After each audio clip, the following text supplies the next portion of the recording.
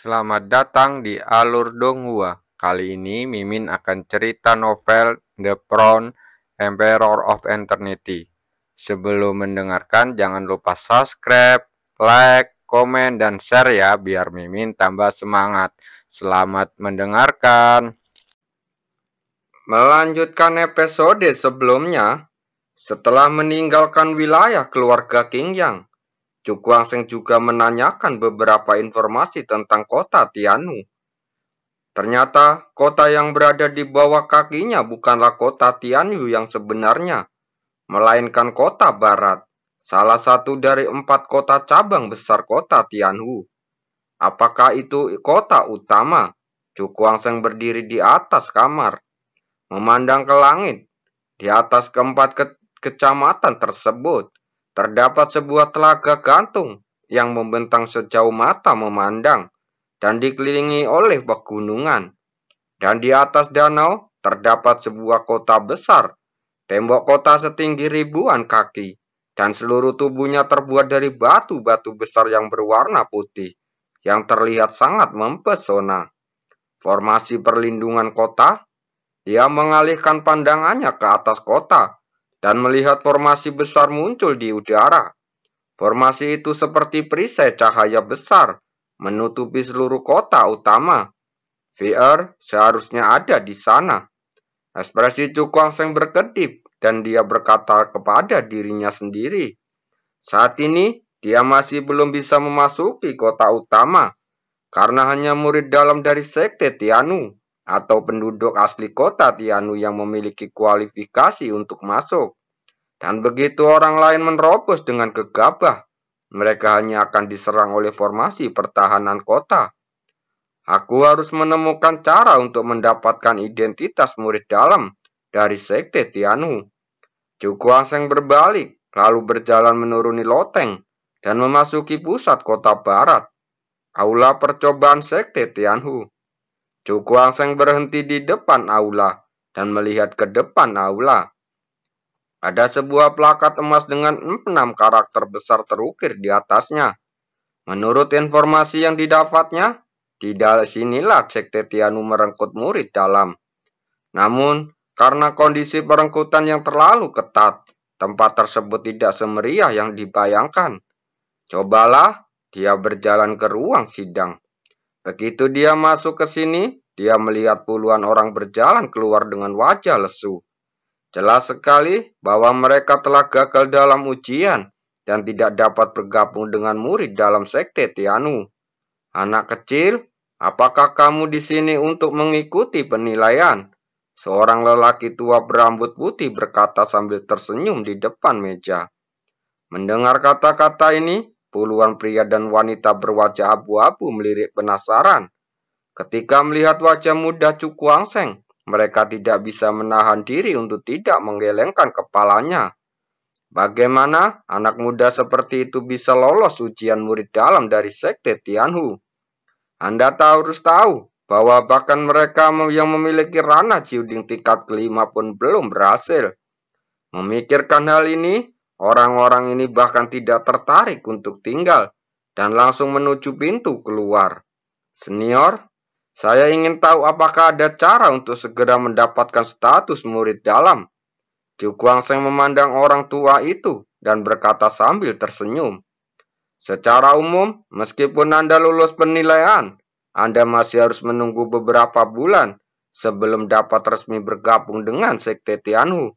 Tapi sekarang, dia tidak bisa menunggu terlalu lama. Begitu kata-kata ini keluar, puluhan pria dan wanita yang keluar dari pintu ruang sidang tiba-tiba menoleh karena terkejut. Apa maksud bocah ini? Mendapatkan segera status murid dalam. Apakah otak anak ini masih ada? Siapa yang tahu? Mungkin dia adalah pemuda yang bodoh. Kecuali pria yang memiliki tingkat kultivasi Rana Zotian, bagaimana dia bisa segera menjadi murid dalam? Rana Zotian? Ini tidak mungkin. Pemuda itu menggelengkan kepalanya pelan. Seorang praktisi Rana Zotian pada usia ini sudah cukup untuk menduduki peringkat 30 teratas, bahkan di sekte Tianhu. Orang tua itu juga tertegun sejenak dan berkata dengan ragu-ragu, "Apakah Anda benar-benar ingin segera mendapatkan status murid dalam?" Cukuang Seng mengangguk dan berkata, "Saya telah mengagumi sekte Tianu sejak lama. Jadi saya ingin bergabung secepatnya." Setelah mendengar penjelasan ini, semua orang mengerikkan mulut dan merasa terkejut. Orang tua itu menatapnya dalam-dalam, lalu berkata, "Ada cara bagimu untuk segera bergabung dengan sekte Tianhu. Senior, tolong beritahu saya." Mendengar ini, lelaki tua itu mengulurkan telapak tangannya, dan gelombang aura yang kuat dengan cepat menyelimuti seluruh ruang sidang. Rana Zotian tingkat ketiga. Puluhan pria dan wanita menunjukkan ekspresi terkejut di wajah mereka. Dengan gelombang kepanikan besar muncul di hati mereka. Orang tua yang tampak biasa-biasa saja ini sebenarnya memiliki tingkat kultivasi Rana Zotian tingkat ketiga. Tetapi pada saat ini, ekspresi Cukuang Seng tetap tenang ketika dihadapkan pada tekanan semacam itu. Orang tua itu tampak terkejut. Anak ini sepertinya menyembunyikan sesuatu secara diam-diam. Namun wajahnya tidak berubah meski di bawah tekanan auranya. Memikirkan hal ini, matanya berkedip-kedip. Dan kemudian dia berkata dengan suara yang dalam, "Selama kamu bisa menerima tamparanku, kamu dapat segera bergabung dengan sekte dalam." Mendengar ini, Cukuang Seng tersenyum sedikit. Lalu menarik diri dan berkata, "Senior, tolong." Melihat pemandangan ini, puluhan pria dan wanita di kejauhan tampak tercengang. Anak ini benar-benar berani melawan praktisi kuat di Rana Zotian. Orang tua itu meliriknya dalam-dalam. Lalu lengan baju dan jubahnya bergetar hebat. Dan tiba-tiba dia mengulurkan telapak tangannya. Suara cepat angin bertiup terdengar. Dan seluruh ruang sidang tampak terguncang pada saat ini. Jika lelaki tua itu tidak dengan sengaja menekan kekuatannya hingga titik kecil, saya khawatir akibatnya akan menghancurkan ruang sidang ini. Tamparan yang sangat buruk. Bisakah anak itu menahannya? Puluhan pria dan wanita di kejauhan memandang Cukuang Seng dengan keraguan di wajahnya. Mereka benar-benar tidak ingin percaya bahwa junior muda seperti itu dapat menerima telapak tangan praktisi Rana Zotian. Namun, saat berikutnya, keraguan di wajah mereka semakin kuat, dan mereka menatap ke depan dengan rasa tidak percaya. Di sana, Cukuang Seng mengulurkan telapak tangannya dengan ekspresi tenang, dengan meletakkan di depan telapak tangan lelaki tua itu. Saat kedua telapak tangan bertemu, tidak ada suara yang mengguncang bumi. Namun, tanah di bawah kaki mereka saat ini berubah menjadi bubuk. Ini menunjukkan betapa menakutkannya kekuatan serangan balik semacam itu. Melihat pemandangan ini, puluhan pria dan wanita menelan ludah dengan kaget. Di antara mereka, yang paling mengejutkan adalah wanita berbaju merah. Dia menutup mulutnya dengan tangannya. Matanya melebar, dan ekspresi wajahnya penuh keterkejutan. Orang ini sangat kuat. Katanya tidak percaya. Sementara semua orang terkejut, Cukuang Seng tersenyum sedikit. Perlahan menarik kembali telapak tangannya. Menangkupkan tangan kepada orang tua itu dan berkata, "Senior, saya menerimanya." Setelah mendengar ini, orang tua itu baru saja pulih dari keterkejutannya. Lalu menatap mata Cukuang Seng dipenuhi dengan keterkejutan. Dia tahu betul bahwa di mata orang lain, dialah yang menghalangi telapak tangannya dalam konfrontasi ini. Tapi dia mengerti bahwa jika pihak lain tidak secara diam-diam menarik kekuatannya, dia akan panik saat ini. Bocah, yang mengejutkan, orang tua itu menggelengkan kepalanya dan berkata dengan takjub. Cukuang Seng tersenyum tipis dan berkata, "Saya ingin tahu, apakah junior ini memenuhi syarat untuk menjadi murid dalam sekte Tianu?" Ekspresi lelaki tua itu berubah, tetapi dia tidak segera menjawab kalimat ini. "Siapa kamu?" Begitu kata-kata ini keluar, suasana di tempat tiba-tiba menjadi sedikit aneh. Mendengar ini, Cukuang Seng terkejut. Menghadapi tatapan tajam lelaki tua itu, dia ragu-ragu dan berkata, "Junior ini bukan dari tanah terlantar." "Dia bukan dari tanah terlantar?" Orang tua itu terkejut sesaat, lalu menyadari apa yang dia katakan. "Apakah kamu dari 10 negeri?" "Betul." Dia tahu apa yang dipikirkan lelaki tua itu, dan dia harus mewaspadai terhadap keinginannya untuk bergabung dengan sekte Teanu mereka.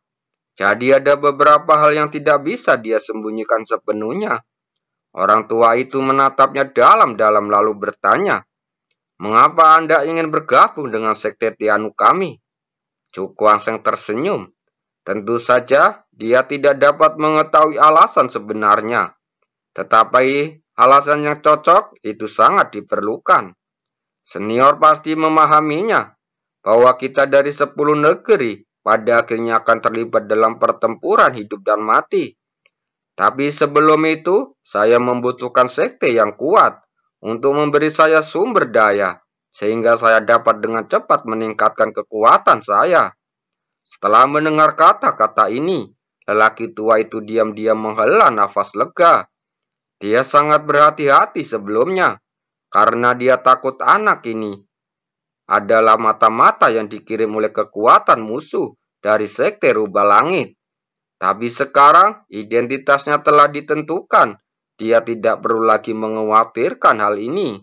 Selamat datang di sekte Teanu. Saya rasa Anda tidak akan kecewa. Orang tua itu menjentikan jarinya, dan aliran cahaya keluar. Chu Kuang-seng mengulurkan telapak tangannya untuk mengambil dan menemukan token giok putih muncul di tangannya. Ini adalah tanda dari murid dalam sekte Teanu. Dengan itu, kamu dapat dengan bebas memasuki kota utama kota Teanu. Chu Kuang-seng memegang token itu. Matanya berkedip sejenak, lalu dia menyimpannya. "Terima kasih, senior." Hahaha. Orang tua itu tersenyum sambil membelai janggutnya, menatapnya dengan tatapan penuh lega. Chu Kuang-seng menyimpan token itu. Sepertinya teringat sesuatu, lalu bertanya, "Senior, pernahkah Anda mendengar tentang batu cahaya?" Kota Tianhu adalah tempat paling makmur di benua Tianhu, dan banyak harta mengalir melaluinya. Lelaki tua dari sekte Tianhu di depannya kemungkinan besar mengetahui beberapa informasi tentang batu cahaya. Batu cahaya? Orang tua itu tertegun sejenak. Dengan pengalamannya, dia tentu pernah mendengar tentang harta langka seperti itu. Tetapi, apa yang ingin dilakukan anak ini dengan batu cahaya itu? Saya memang pernah mendengar tentang batu cahaya, tetapi saya tidak tahu di mana benda seperti itu ada. Ekspresi kekecewaan tiba-tiba melintas di mata Chu Kuang-seng. Tampaknya batu cahaya tidak begitu mudah ditemukan. Orang tua itu meliriknya, merenung sejenak, lalu berkata, "Lelang kota barat akan diadakan dalam waktu dekat ini. Anda bisa pergi untuk bertanya. Mungkin ada berita yang ingin Anda ketahui." Chu Kuang-seng tertegun, lalu menatap lelaki tua itu dengan ragu. Orang tua itu tersenyum lalu berkata, "Lelang kota barat ini adalah peristiwa besar di kota Tianhu kita.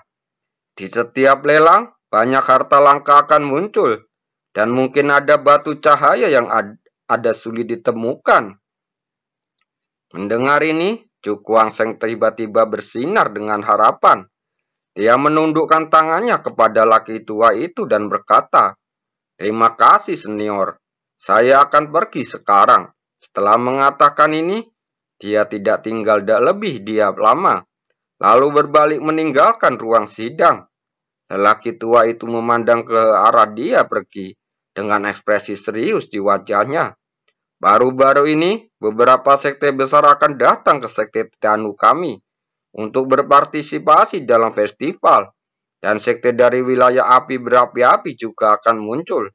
Dan jika anak ini muncul di sini sekarang, apakah itu ada hubungannya dengan masalah ini? Lelaki tua itu bergumam, lalu bergegas menuju bagian belakang ruang sidang.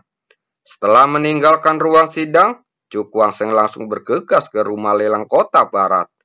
Saya harap ada berita tentang batu cahaya di sana, kata Cu Kuangseng dengan terkepal.